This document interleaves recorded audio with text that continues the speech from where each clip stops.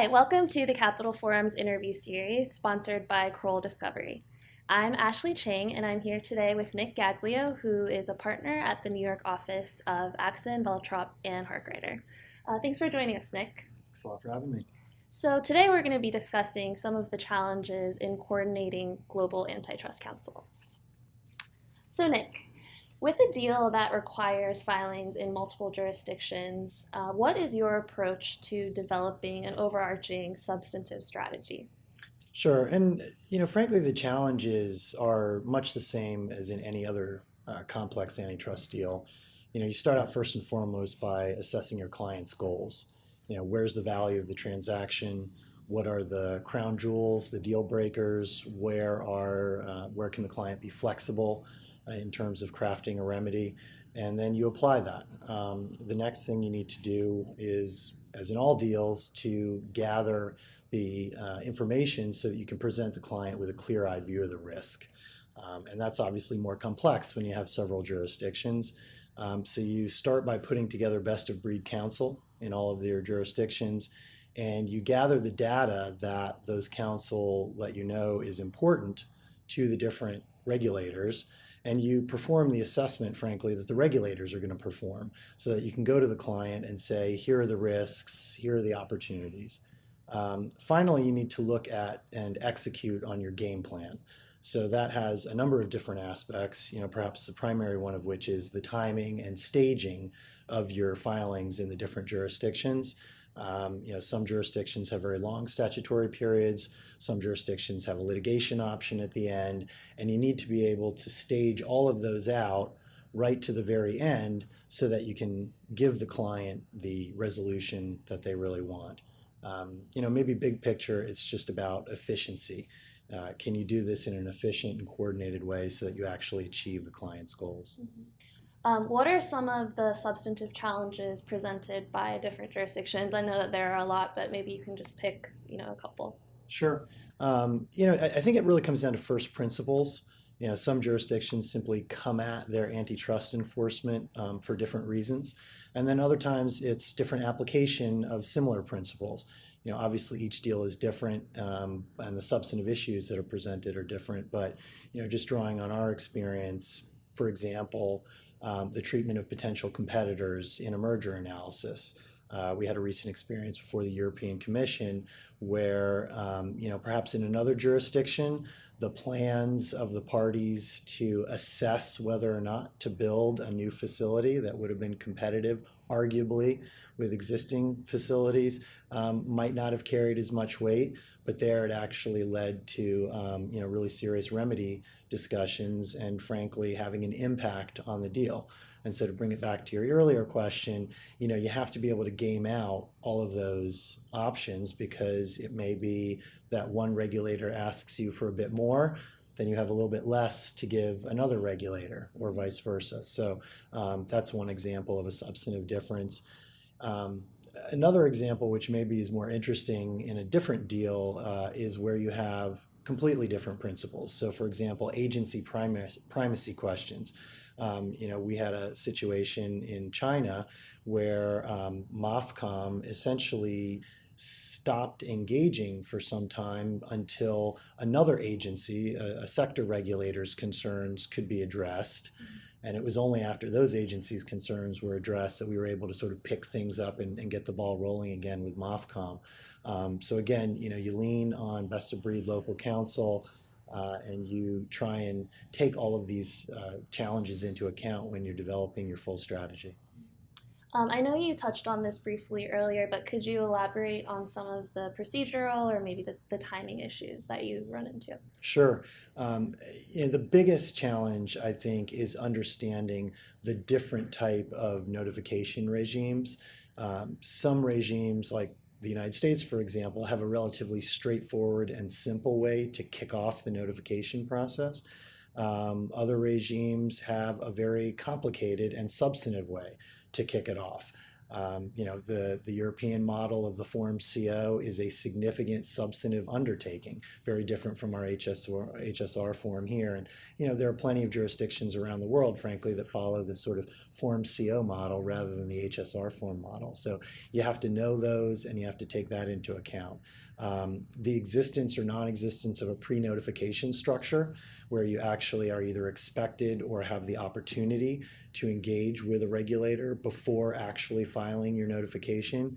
You need to understand that and to be able to make best use of that, even if that means, frankly, putting pressure on the regulator very early to shrink and shorten that pre-notification time so that you can hit your client's time goals. So I think that the staging is a really important one.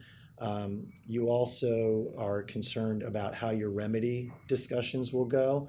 And frankly, you need to frequently wrap up remedy discussions with certain regulators before you can even really start having them with others. And I'm thinking particularly of the US, where there is Article 3 oversight, there is a litigation option at the end. But you can only invoke that litigation option, obviously, if you can close your deal in the other regimes. So it's very, very important to take that into account. Issues of cooperation across the regulators present a challenge. If you go in and you have an issue with one regulator, you can be sure that staff at that regulator will be speaking with staff at other regulators. So there's not going to be any hiding the ball. You really need a global strategy when issues, as they inevitably do, arise somewhat unexpectedly. Again, I mentioned it earlier, this is really about efficiency for the client. Do you have a clear vision of the strategy? Do you have a clear vision of the end goal? And can you game it out through the different jurisdictions to actually achieve it in the time frame that's allowed? So I know that this, kind of has to do with making your job easier, but with the new administration now in place, do you think that there will be divergence or convergence between the different antitrust regimes around the world? I think primarily in thinking about the US policy and whether you will see continued convergence or divergence relative to other jurisdictions, I actually don't think that this administration will lead to greater divergence, and there's a couple reasons for that. First of all, thinking about it from the top down. I had the privilege of working with Macon Delrahim on a case for a shared client in the sports entertainment industry. Macon is an extraordinarily smart person. He is a gifted negotiator, and he's a very principled person. So I certainly understand why clients were concerned when they heard the rhetoric, I think during the election, that things might be disruptive, that things might be unpredictable. But I don't think that you're going to have unprincipled decision making. And frankly, when you go back and you look at Macon's record when he was in the Bush administration, and particularly his speeches, Macon was very involved in efforts at international convergence. He spoke at length, whether it was relating to merger control policy or intellectual property control, like, for example, in terms of licensing, about the importance of both convergence substantively and around sound economic principles, shared economic principles, but also about sound convergence with respect to procedure. How can we make things more efficient for businesses? And frankly, I think that interest in convergence will remain the same. I certainly think you're going to see continued cooperation on the international cartel front. And frankly, coming sort of from the top down to the staff level, where a lot of the sort of meat and potatoes of the analysis is done, that cooperation as it exists today isn't just something that happened because two governments entered into an MOU or engaged in some sort of decision to cooperate at the highest level. Those are relationships, personal relationships, professional relationships that people have built over years, whether it's through the ICN, working on mergers, working on criminal investigations. And I think a lot of the people at the agencies call this the sort of pick up the phone cooperation. And that staff to staff cooperation and coordination is going to continue to happen.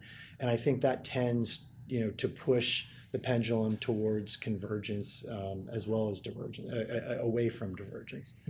So I don't see a lot of changes there. Now I will say, one concern that I think we're hearing from clients is that if the administration, beyond its antitrust policy, pushes an aggressive sort of anti-free trade or protectionist agenda, there is the possibility that other jurisdictions will use their merger control framework, their antitrust framework, to, frankly, take retribution against American companies. So you might see timeframes extending. You might see demands that perhaps are less principled.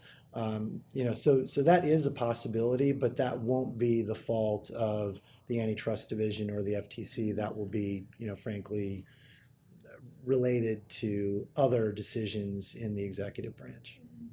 Okay, and I know that we've been talking in the merger context, but I just want to ask, are there any other situations where having the Global Coordinating Council, can be helpful for clients? Sure. And I think just drawing on our own experience, I think the global cartel investigations is probably the biggest thing that comes to mind. And that's true at a number of phases. So it's true in the early stages.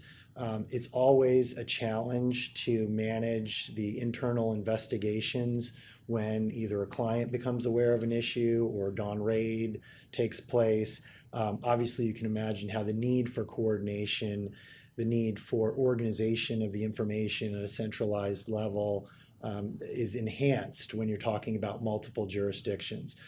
As you're developing your global leniency policy, you need a central quarterback who can look at the different leniency policies, the different leniency regimes, frankly, do the cost-benefit analysis, trying to understand whether, given the cooperation that we talked about earlier, given the fact that you can't necessarily go into one jurisdiction and self-report and not expect that you will then be exposed in all of the other jurisdictions where that regulator cooperates, being able to come up with your global strategy is really, really critical.